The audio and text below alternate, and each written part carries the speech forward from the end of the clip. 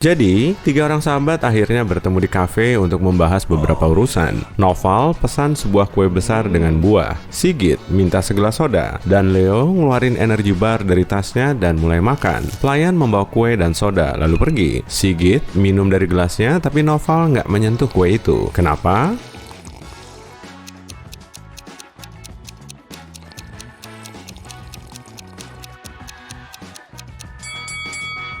Ada irisan timun dan tomat di atasnya. Noval kan pesan kue buah.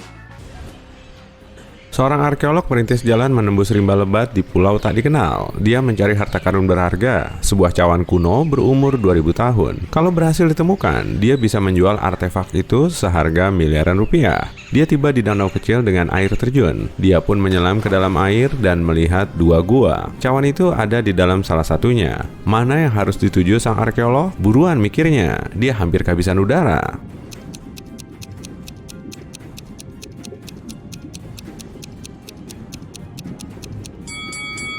Dia harus berenang ke gua yang di kiri. Ada gelembung udara yang naik, berarti ada tanah kering di dalam gua.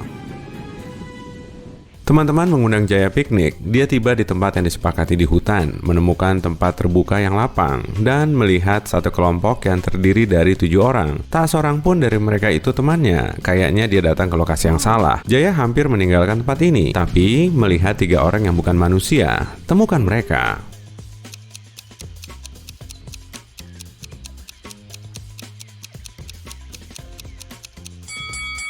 Lihat cara berkedip cewek yang di sebelah sana. Seram. Tongkat nenek ini nyatu sama tangannya, bukan benda terpisah. Cowok ini mengecas ponselnya melalui kabel yang terhubung ke kakinya. Wah, keren juga tuh. 3 lelaki duduk di trotoar. Ketiganya berpakaian kotor dan kelihatan capek. Masing-masing dari mereka berharap akan memperoleh uang dari orang lewat. Tapi tak seorang pun menolong mereka karena salah satu dari tunawisma ini cuma pura-pura jadi orang miskin. Orang-orang yang lewat sadar dan gak mau membantu satupun dari mereka. Menurutmu, siapa yang pura-pura?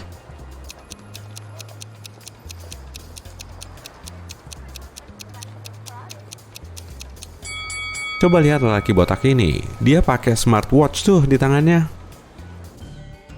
Mahesa kehilangan sepatunya di rawa-rawa, jadi sekarang dia nyeker di hutan. Hawa mulai dingin dan keadaan jadi gelap. Untungnya, dia lihat ada rumah kecil di depan sana. Mahesa dengar ada yang lagi nyanyi di sana. Tapi sebelum memasuki bangunan itu, dia harus memilih salah satu dari jalan-jalan berbahaya ini. Jalan pertama dipenuhi kalajengking beracun. Pecahan beling menutupi jalan kedua. Dan bunga-bunga ungu aneh tumbuh di jalan ketiga. Jalan mana yang harus dipilih Mahesa?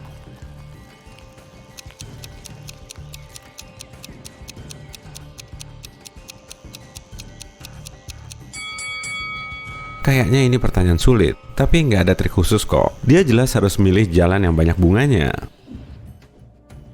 Mahesa mendekati rumah itu, mengintip ke dalam melalui jendela, dan mundur. Seorang wanita pucat sedang mengayun buayan berisi boneka jerami sambil menyanyikan lagu Nina Bobo. Sebuah TV menyala, tapi Mahesa nggak bisa melihat acaranya. Tanpa menengok ke arah Mahesa, wanita itu tahu ada orang asing sedang berdiri di luar. Mahesa lari menjauhi rumah ini secepat mungkin. Tapi, gimana wanita itu bisa tahu tentang dia?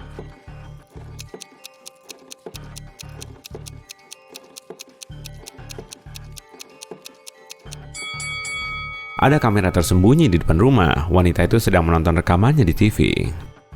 Srinita sudah menyusuri gurun selama beberapa jam. Pasirnya begitu panas sampai-sampai nggak bisa disentuh. Srinita melihat sebuah tenda jauh di depan. Itu jelas bukan Fata Morgana. Gadis itu mempercepat langkah dan sampai di tempat itu. Dia menemukan sebotol air, 2 telur, dan sebuah penggorengan di dalam tenda. Srinita melepaskan dahaganya. Sekarang dia lapar. Tapi makan telur mentah di gurun berbahaya, bisa sakit perut. Srinita memutuskan untuk menggoreng telur itu. Dia berkeliling mencari kayu bakar, tapi cuma ada bukit-bukit pasir di sana. Gimana cara Srinita memasak telurnya?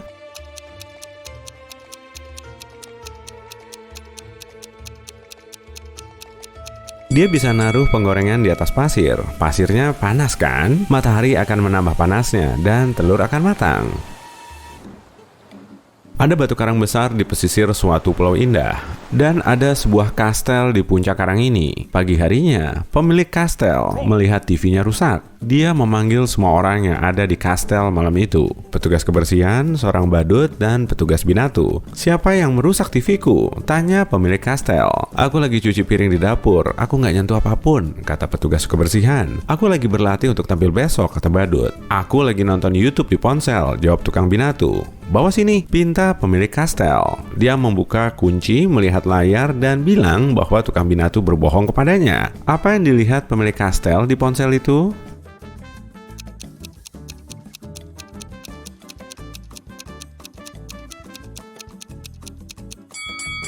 Nggak ada sinyal jaringan atau koneksi wifi, internetnya nggak berfungsi, tukang binatu nggak mungkin nonton YouTube. Setelah mandi, Abel sadar cincin kawinnya hilang. Dia menggeledah semua lemari dan nakas di tiap kamar, tapi nggak nemu juga. Kayaknya cincin itu jatuh ke saluran air.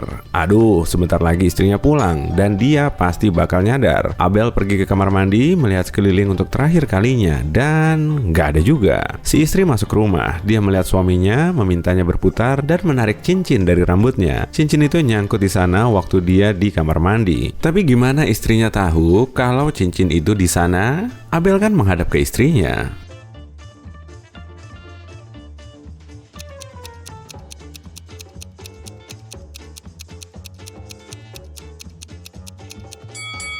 Ada cermin di belakang Abel. Istrinya melihat cincin itu di cermin.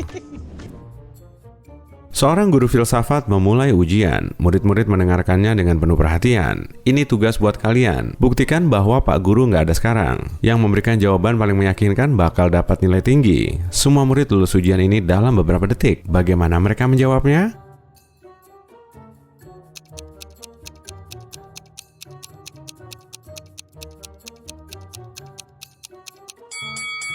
Mereka cuma berjalan keluar ruangan. Nggak ada guru, nggak ada ujian.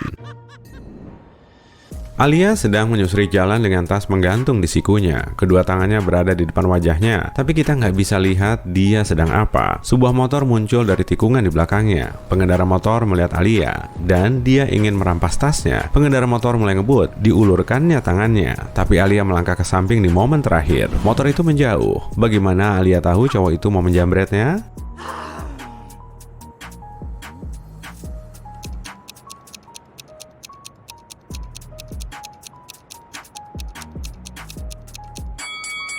Alia sedang menatap sebuah cermin kecil untuk mengecek make up-nya. Saat dia melihat pengendara motor di pantulan cermin, cewek itu melangkah ke samping. Ada gudang tua terbengkalai di kota. Katanya tempat itu berhantu. Orang-orang takut pergi ke sana. Tapi suatu hari, 3 bocah lelaki dan 2 cewek memutuskan untuk mengunjungi bangunan itu dan membuat grafiti di dindingnya. Mereka mendekati gudang itu, tapi salah satu cewek, si Risa, menolak untuk masuk. Dia mau menunggu teman-temannya di luar aja. Anak-anak lainnya memasuki gedung itu. Mereka sudah pergi beberapa menit. Begitu Risa ingin memanggil mereka, ketiga bocah lelaki dan 1 teman perempuannya keluar dari rumah itu. Risa sadar, di gudang itu memang banyak hantu dan langsung kabur. Tapi gimana dia bisa tahu? 4 orang masuk dan 4 orang juga yang keluar dari sana. Ada udang di balik batu?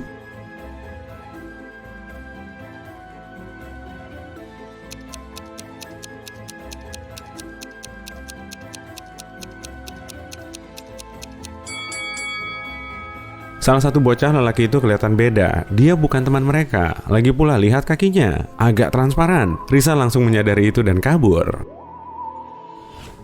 Kiki sedang berjalan menyusuri sebuah rumah sakit terbengkalai. Ada foto-foto dokter dan pasien di dinding. Kiki menerangi jalannya dengan lampu senter. Dia turun ke lantai 1 dan melihat beberapa orang memakai jas lab putih. Mereka ramah-ramah aja kayak biasanya. Tapi orang-orang ini bukan orang yang dilihat Kiki di foto-foto tadi. Dan dia sadar para dokter ini hantu. Gimana dia bisa tahu?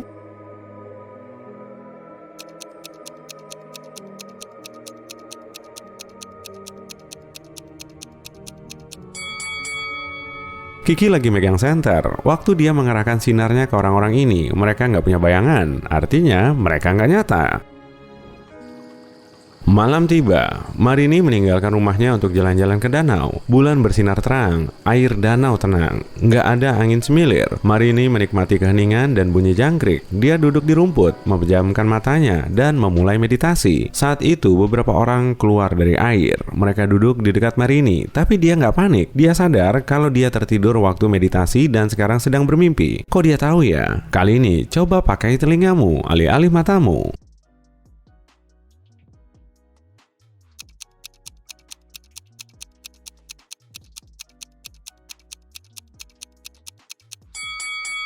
Pertama, suara jangkrik hilang dan nggak ada suara kecipak air saat orang-orang ini keluar dari danau.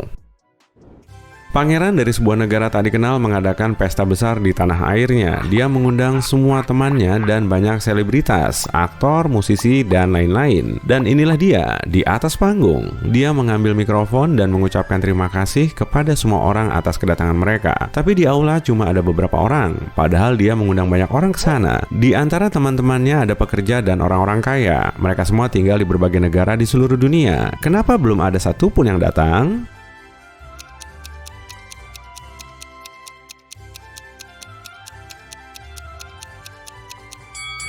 Pesta itu diadakan di negara tak dikenal kan? Mana bisa tamunya beli tiket pesawat menuju tempat nggak dikenal? Hei, aku bener kan?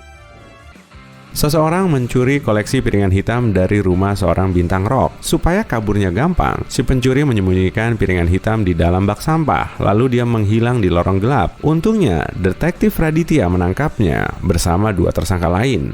Coba lihat mereka. Menurutmu siapa pencurinya?